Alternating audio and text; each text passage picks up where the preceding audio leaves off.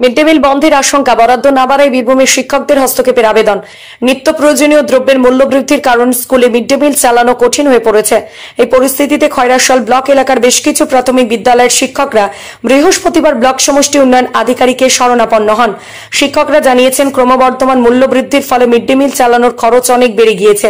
ছোট স্কুলগুলির ক্ষেত্রে যেখানে 50 জন বা তার কম ছাত্রছাত্রী রয়েছে, সমস্যা আরো প্রকট। শিক্ষকদের পক্ষ থেকে মিন্টু দত্ত, খোকন আঢ্য, শুক্লা ঘোষ, অলোকেশ ঘোষ সহ অন্যান্য শিক্ষক বৃন্দ উপস্থিত ছিলেন।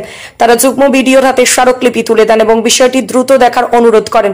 শিক্ষক মিন্টু দত্ত একান্ত সাক্ষাৎকারে জানান, মূল্যবৃদ্ধির কারণে মিড ডে মিল চালানো অত্যন্ত কঠিন হয়ে পড়েছে। তাদের দাবি, বরাদ্দ বাড়িয়ে শিক্ষার্থীদের জন্য পুষ্টিকর খাবার সরবরাহ নিশ্চিত করতে হবে। জেলা প্রশাসনের তরফ থেকে বিষয়টি খতিয়ে দেখে সমাধানের উদ্যোগ নেওয়া হবে বলে আশা প্রকাশ করছেন শিক্ষকরা। প্রত্যাশা করা হচ্ছে দ্রুত পদক্ষেপের মাধ্যমে শিক্ষার্থীদের মিড ডে মিল সঠিকভাবে চালানো সম্ভব হবে এবং বরাদ্দ বৃদ্ধি করে সমস্যা সমাধান করা হবে। আধিকারিক স্যারের কাছে, কারণ বর্তমানে আমাদের বিদ্যালয়ে মিড ডে মিল চালানোর ক্ষেত্রে আমরা প্রচন্ড সমস্যার সম্মুখীন হচ্ছি।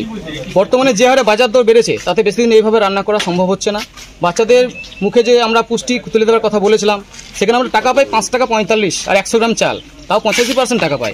তো সেই সংখ্যা দিয়ে স্কুলে রান্না করা এখন বর্তমানে প্রায় অসম্ভব হয়ে পেরেছে। আমাদের পকেট থেকে টাকা খরচ করে এখন করছি আমরা, কিন্তু বেশি দিন চালানো সম্ভব নয়। স্যারকে আমরা বললাম, তো আমাদের বিডিও স্যার ছিলেন না, ব্যস্ত ছিলেন। আমাদের জয়েন্ট স্যারের টেবিলে আমরা কথা বলেছি, উনি আমাদের সহানুভূতির সঙ্গে বিষয়টি দেখেছেন এবং উনি বলেছেন আমাদের আবেদনপত্রটি উনি জেলা পাঠিয়ে দেবেন এবং জেলা সহানুভূতির সঙ্গে যাতে বিবেচনা করে সে বিষয়ে বলবেন। আরেকটা ব্যাপার হচ্ছে, আমাদের রান্না ক্ষেত্রে হয়তো এই যখন জুলাই মাস চলছে, এখন রান্না আমরা কষ্ট করে করছি, বাজার দর অনেক বৃদ্ধি পেয়েছে, এটাও যেমন একটা সত্যি কথা। সেখানে আমাদের সমাধান যাতে হয় এখান থেকে, আমরা সেটা আবেদন রেখেছি।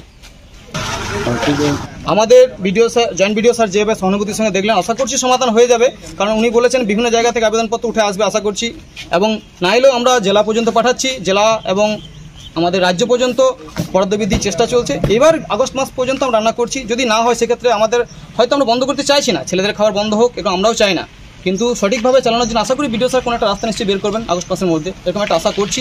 এই আশা। শেখ রিয়াজউদ্দিনের রিপোর্ট, জনকণ্ঠ টিভি নিউজ।